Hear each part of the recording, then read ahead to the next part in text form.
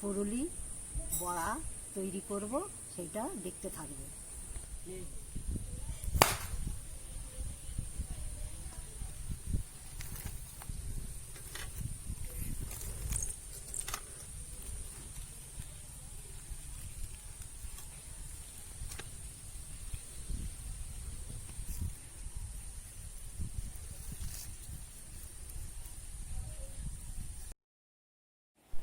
Hello বন্ধুরা, কেমন আছেন? আশা করছি সবাই ভালো আছেন। আজকে আমি আপনাদেরকে তালের বড়া রেসিপি শেয়ার করে দেখাচ্ছি।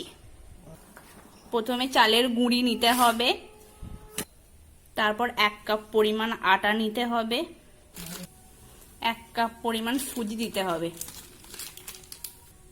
সামান্য পরিমাণ নুন নিতে হবে, তারপর পরিমাণ মতো তাল দিতে হবে।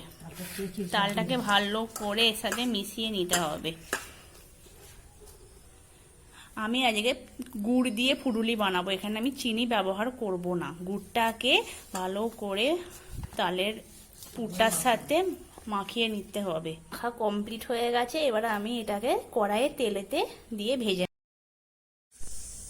তেলটা আমার গরম হয়ে এসেছে, এবার আমি এতে ফুরুলিগুলোকে ভালো করে দিয়ে ভেজে নেব।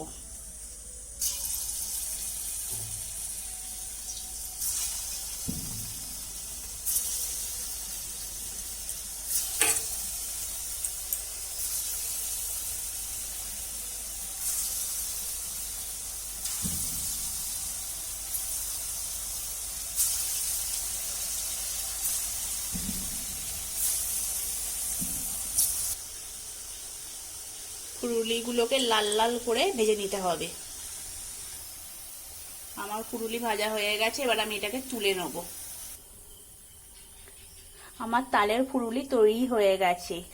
ভিডিওটি ভালো লাগলে অবশ্যই লাইক, কমেন্ট অ্যান্ড সাবস্ক্রাইব করে দেবেন বন্ধুরা।